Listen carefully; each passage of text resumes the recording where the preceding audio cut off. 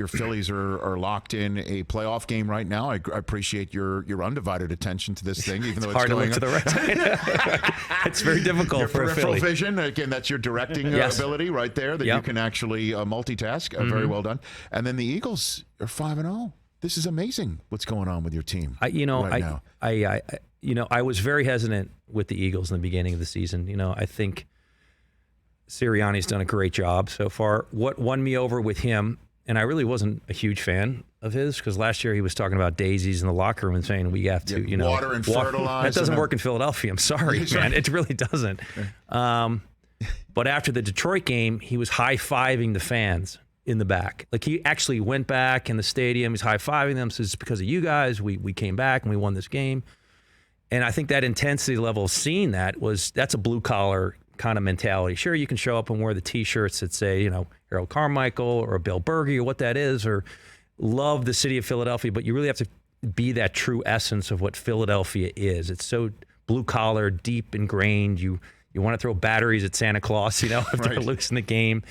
But he won me over, and Jalen Hurts was the same. I was not totally bought in on Jalen Hurts. At the end of the season, he progressed, but I think what we're seeing here is just this fantastic consistency from him, and he backs it up with his hard work. And I think that paid off this past summer. Hard work, and I think with him, it's about an obsession. Like, obsession really is the aspect of an athlete. If you are obsessed, you can just outwork anyone. And he has that obsession going on right now, and it's fun to see. It's great to see our defense playing good. I'm excited for the Cowboys to come to town and get their ass whipped. Look out. All right, it's okay. I'm excited about that. That's all right, TJ. It's all right. Sorry, TJ, calm down. It's okay, TJ. It's okay. He's got you got your Cowboy. Okay, Cowboys versus everybody. Understood. Yeah, that's nice. It's cute, isn't it? It's okay. You can clap back. Just understand that you got Jace Hayes to deal with if you. I don't want that. I don't want those problems. I know you don't want that. I got a Blackhawk stationed out. We can rappel down and take care of you in a matter of seconds. You wouldn't even know what hit you. It'd be so fast. Look out! It's almost kind of like our D line coming at you. But David, you're a guest. I want to be. I don't want to be. It's okay. It's Penn State week. It's Penn State week. You can talk about Penn State's Micah Parsons. You can do that. 3-7 in their last 10 against the Cowboys, and you've been outscored. Math isn't my thing, but 109-64 in the last 3 games. Right, living in the past, right? Well, we don't that's do all that. we have to go by. Those that do ayahuasca don't live in the past. What a segue that is, right, man? Right? Let's journey down that path, man. All right. Okay, we're gonna positively visualize. So that was one of the things you dropped when you sat down, and maybe I shouldn't use that word when we're referring to ayahuasca. You have tasted the fruits? The journey, yeah. Plant medicine was quite a remarkable, extraordinary experience for me. I did it this past May, and it really is a journey. You kind of are called to it. It's not something like I'm going to pick out and do. Maybe some do, some don't. Yeah. I'm not here to say you have to do plant medicine in order to understand your true self or whatnot. Everyone has their own thing. But for me, it was quite an extraordinary journey of doing this for 5 days in Costa Rica. 5 days? Yes. That's how long it lasts? We did it every night, ceremony every night, which was great. And then you also take classes, which was a fantastic experience throughout the day. You have a better understanding of what it's all about, the effects of it, and the people that are around you. And the shamans are, quite a group of people. I mean, they really are very unique in their own way.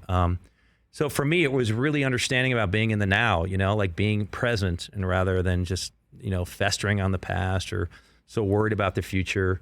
It was just a great overall experience. Yeah, and I saw a lot of crazy things. Okay, so so when you hear Rodgers talking about it, you totally get what he's saying. Totally understand it. I think when you have an understanding, and say if you had done it or one of your fellow cohort workers have done it. You're assuming I haven't. I don't know. You could be in the room and you can totally get it when you mention it. You can look at that person and say, I've traveled that and I know it. And it's this unique kind of communication that you have with the other person.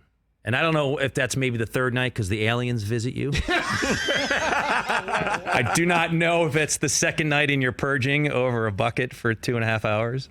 I don't know. Is that what happens? Oh, yes. Yeah. You have a mattress, you have a bucket, a roll of toilet paper at the end of your mattress.